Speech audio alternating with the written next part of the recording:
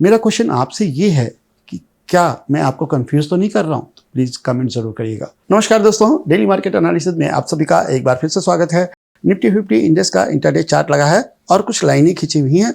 कुछ लोग कहेंगे कि पोस्ट मार्केट में ज्ञान देना बहुत ईजी है, लेकिन ये सारा का सारा ज्ञान लाइव मार्केट में दिया गया है। आप टेलीग्राम चैनल पे जाकर चेक कर सकते हैं। मैं टीम से कह दूंगा कि यहाँ पे लगा दे। खैर, मैं अपनी क्लेम की बात हटा लेता हूँ। क्लेम मुझे नहीं करना, मैं एक स्टोरी सुनाता हूँ, आप ध्यान से सुनना, ठीक है। बाजार गैप डाउन हुआ, ठीक है।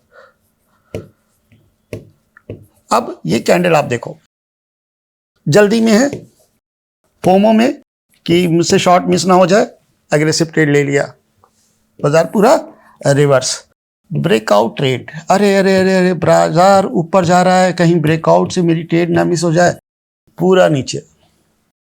और ये हैं आप, ठीक है। मैं ये सबको ब्लेम नहीं कर रहा, लेकिन मोस्टली लोग यही करते हैं और यहीं पर ट्रैप सेट किया जाता है।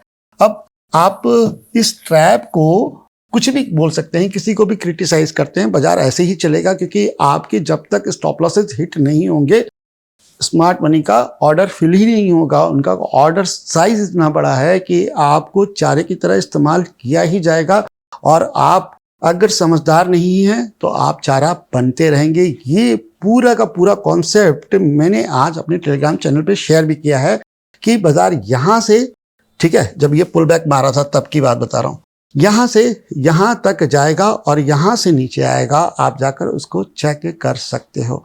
तो अगर आप सोचते हो कि हर ब्रेकआउट जेन्युइन है तो गलत है। अगर आप सोचते हो कि गैप डाउन आया है, मूव कंटिन्यू रहेगा, ठीक है, तब भी आप गलत हो। इसी वजह से कहा जाता है कि बहुत बड़ा गैप अप और गैप डाउन हो तो 30 मिनट वेट कर लीजिए, फ्रेश प्राइस एक्शन बिल्ड होने दीजिए, उस पर भी आप ट्रेड प्लान कर सकते हैं। तो आज के दिन का एक प्राइम एग्जांपल है कि किस तरीके से लेट शॉर्टर्स जो कि यहां पर आए थे, ठीक है, उनको ट्रैप किया गया। लेट बायर्स जो यहां पर आए थे उनको ट्रैप किया गया। दोनों तरफ बाजार घूमा और लास्ट में भाई साहब ने एक रेंज के अंदर क्लोज कर दिया। रेंज का हाई है 23,270 और रेंज का लो है आपका करीब 23,050, यानी आप 23,000 से, ठीक है, और 23,270 की रेंज समझ सकते हैं। बाजार इस रेंज के अंदर क्लोज हुआ। अब आज हम बैठे हैं मंडी की ट्रेडिंग सेशन में, कल है एक्सपायरी। अब एक्सपायरी में आपको 270 पॉइंट की रेंज मिल गई, आप सोच के देखो। और ये रेंज कहां पर है ये भी समझना बहुत जरूरी है। आवली चार्ट पे चलेंगे तो इक्वल लो के आसपास है, डेली चार्ट पे चलेंगे तो आपको पता चलेगा कि लोज ब्रेक हुआ है। तो यहां पर पोजीशन जो है ना बनाना बहुत टफ है। ब्रेकआउट हो सकता है डाउन साइड में, कोई दिक्कत नहीं है, लेकिन अगर ब्रेक डाउन नहीं हुआ तो क्या, तब तो बाजार को दोनों साइड ट्रेड करना पड़ेगा।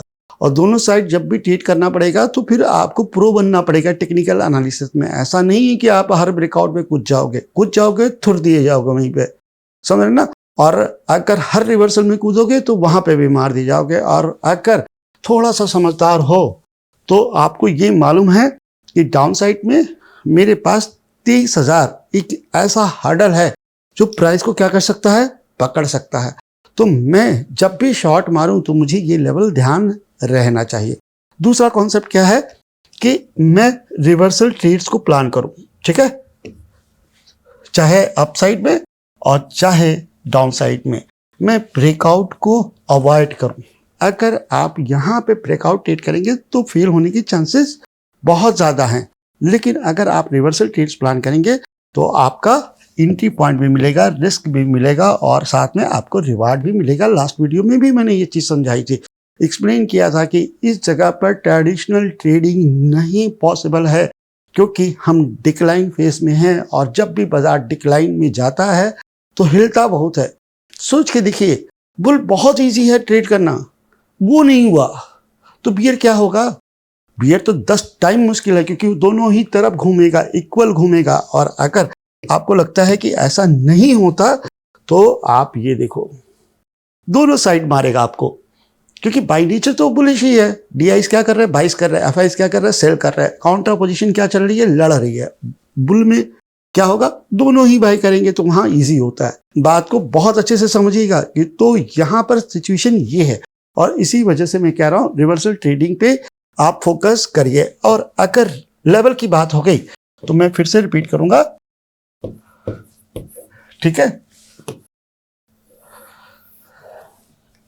ये W बनाता है, ठीक है, और एक रिवर्सल ट्रेंड देता है। तो बाई आपका सिर्फ और सिर्फ अप साइड में बनेगा, और उसका लेवल है 23,270।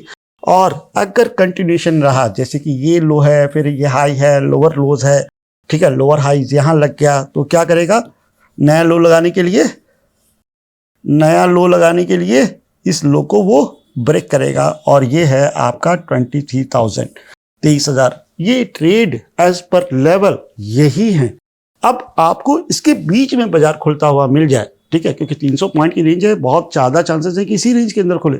तो अगर 300 पॉइंट के अंदर खुले तो फिर भैया सिर्फ और सिर्फ रिवर्सल ट्रेड पर आपका फोकस रहना चाहिए। अब आप ये मत कहना कि सर 23,270 अपसाइड में है, 23,000 नीचे है, 300 पॉइंट की रेंज को हम कैसे ट्रेड करें।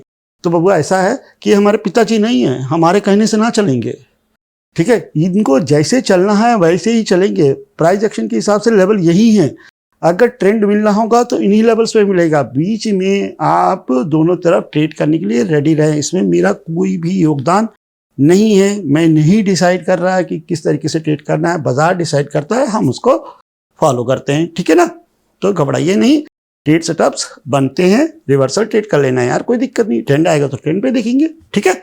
अब यहाँ पर हम बात करेंगे बैंक निफ्टी इंडेक्स की, लेकिन उससे पहले हम इन लेवल्स को क्रॉस चेक कर लेते हैं। और क्रॉस चेक कहां से करेंगे, क्रॉस चेक करेंगे ऑप्शन चेन से, ठीक है। और इंपॉर्टेंस भी समझाऊंगा कि ऑप्शन चेन का इंपॉर्टेंस क्या है, क्योंकि आज टेलीग्राम पर मैंने इसको देखकर ये बताया था कि बाजार फंस सकता है। अब आप एक चीज देखो, यहां पे देखना, ठीक है, 23,200 पे OI कितना है, 87,81,000 कॉन्ट्रैक्ट्स। फ्रेश कॉन्ट्रैक्ट्स कितने हैं, 51,26,000 कॉन्ट्रैक्ट, ठीक है। अब यहीं पर आप अगर पुट में देखेंगे तो नंबर स्लो हो सकते हैं, लो हो सकते हैं। 53 लाख कॉन्ट्रैक्ट है, कंपैरिजन करें 87 लाख से तो बहुत कम है, लेकिन चेंज इन OI देखोगे तो 90% है, और यहाँ पर कितना है, करीब 60%। तो यहाँ पर इस साइड भी राइट हुआ है, इस साइड भी राइट हुआ है, तो दोनों क्या डिसाइड कर रहे हैं कि भैया हम इसी के आसपास एक तरीके से झूला झूलेंगे। और अगर आप सपोर्ट देखने जाएं, ठीक है, मैसिव सपोर्ट, ठीक है, डाउन साइड में आपको मिलेगा 23,000 पे, ठीक है। यहाँ पे कॉन्ट्रैक्ट देख लीजिए, बहुत ही ज्यादा कॉन्ट्रैक्ट्स हैं, ठीक है। और अगर रेजिस्टेंस की बात करें तो आप 300 पे देख लो, यहाँ पर भी बहुत ज्यादा कॉन्ट्रैक्ट्स हैं। और अब जाकर आप अपनी लेवल चेक करो, 23,300, ठीक है, और 270 थे ना, और डाउन साइड में 23,000। ऑप्शन चेन के हिसाब से भी हम जो चार्ट पे देख रहे हैं ना, वो कंफर्म होता है, तो उसी के हिसाब से माइंडसेट रखना, ठीक है ना। ये नहीं कि थोड़ा सा मूव आया तो आप बुलिश हो गए और आपको बाजार ने यहाँ लपेट दिया, फिर नीचे थोड़ा मूव आया तो फिर से आप बेरिश हो गए, बाजार ने वहां भी लपेट दिया। तो जब तक ये रेंज ना टूटे आप रिवर्सल ट्रेड प्लान कर सकते हैं, ठीक है। वीडियो अननेसेसरी यार बहुत लंबा हो रहा है, कोशिश तो मेरी रहती है कि जल्दी खत्म करे, लेकिन कुछ किया नहीं जा सकता। कुछ चीजें ऐसी होती हैं जो समझाना जरूरी होता है। और अब हम बात करने वाले हैं बैंक निफ्टी इंडेक्स की, ठीक है, ठीक है। देख रहे हो, ये लो है और ये हाई है। लो है आपका करीब 52,000 पे और हाई है करीब आपका 55,700 पे। इसके अंदर भी यही समस्या है, और इवन निफ्टी से ज़्यादा समस्या है। देख रहे हैं आप, मैं क्यों कहता हूं कि ये जो इंडेक्स है हमेशा डाइवर्जेंस बना देता है। अब आप लोग सोचोगे कि मैं RSI डाइवर्जेंस की बात बोल रहा हूं, नहीं, मैं निफ्टी का प्राइस, ठीक है, बैंक निफ्टी से कंपैरिजन करता हूँ और ये मिलकर डाइवर्जेंस बना देता है। ये कभी बेरिश होता है, ये बुलिश होता है, कभी ये बुलिश होता है और कभी ये बेरिश होता है, नतीजा होता है जिगजैग। ठीक है, तो ये सब चीज़ें जो समझ होती है ना, ये सब बिल्ड की जाती है। बाजार हमेशा आपको कुछ ना कुछ सिखाता है, मुझे भी सिखाता है। ऐसा नहीं कि मैं नहीं सीखता, मैं कोई एक्सपर्ट नहीं हूँ, मैं बस क्या हूँ, मार्केट का एक लर्नर हूँ, आपसे 4 क्लास आगे, बस इतना ही है। आप 10 में पढ़ रहे हैं, मैं 12th में पढ़ रहा हूँ, बस इतना ही है। लेकिन हैं हम दोनों लर्नर, तो ये सब चीज़ें ऑब्जर्व किया करो। अब अगर मैं लेवल्स की बात करने लग जाऊं, आप मुझे बताओ कौन सा लेवल यहाँ पर सस्टेन करेगा। अगर देखा जाए तो 53,800 है इसके नीचे, ठीक है, 53,800। और अगर हम लेवल्स की बात करें तो यहाँ पर एक लेवल है 54,250 का, क्लोजिंग है आपकी 54,000, तो 54,000, ठीक है, आपका आज का क्लोज है। और आपका लेवल नीचे है, मैं इसको रिवाइज कर देता हूँ, 53,770 डाउन साइड में, और अप साइड में है आपका 54,250, 54,250 आपका लॉन्ग। ये हैं आपके लेवल्स। ये लेवल्स इनवैलिड कब होंगे, जब बाजार में या तो कोई गैप आए या गैप डाउन आए, ठीक है, तभी जाकर ये इनवैलिड होंगे। नहीं तो इन लेवल्स को आप याद रख सकते हो और इन लेवल पे अपना ट्रेड बैंक निफ्टी इंडेक्स में प्लान कर सकते हो। अगर कोई गैप अप आया, गैप डाउन आया, तो एक काम करना, 30 मिनट की रेंज को मार्क करना और वहां पर भी ब्रेकआउट से ज़्यादा रिवर्सल्स को फाइंड करने की कोशिश करना, ठीक है। अगर गैप डाउन के 15-20 मिनट में कैंडल बड़ी बन गई ना, तो मोस्टली रेंज के अंदर जाएगी, और गैप डाउन के टाइम आधे घंटे तक रेंज छोटी हो गई तो उसके फटने की चांसेस ज़्यादा होते हैं, ठीक है। ये मतलब नहीं है कि 30 मिनट की रेंज ब्रेक हुई तो हमें बाई करना है, 30 मिनट की रेंज डाउन साइड ब्रेक हुई तो हमें सेल करना है। आपको साइज भी देखना है, साइज कितना बड़ा है। शुरुआत के आधे घंटे में अगर उसने बड़ी रेंज बना दी है तो साइडवेज जाएगा, तो फिर 30 मिनट की रेंज में रिवर्सल्स प्लान ही करना पड़ता है। ब्रेकआउट का कोई सेंस नहीं बनता, क्योंकि बहुत बड़े एसएल बन जाते हैं, ठीक है। बैंक निफ्टी इंडेक्स क्लियर हो गया। अब हम बात करेंगे सेंसेक्स की। सेम कहानी है, राम मिलाए जोड़ी, एक अंधा और एक कोढ़ी। तो अगर अंधा है निफ्टी तो ये है कोढ़ी, ठीक है। दोनों के लेवल एज इट इज है। आप देखो 73,920 और 74,000 मान लीजिए, है ना, 920 के आसपास का है ये, 74,000। डाउन साइड में 73,200। अब आपको अगर मैं लेवल देने आऊँ तो कहूँगा इसके ऊपर लॉन्ग करो और इसके नीचे शॉर्ट करो। आइडियल तो यही है, ठीक है। लेकिन ये मिलाकर 800 से 900 पॉइंट की रेंज बना देते हैं। अब बताइए 800-900 पॉइंट के ऊपर ब्रेकआउट और ब्रेकडाउन देखने का कोई सेंस है, ठीक है। अगर बनता भी है तो बाजार को बहुत स्ट्रांग रैली करनी पड़ेगी, शॉर्ट कवरिंग आएगी फिर, ठीक है। डाउन साइड में ट्रेंड कंटिन्यू रहेगा, यानी ट्रेंड मिलेगा, ये चीज़ मानते हूँ मैं।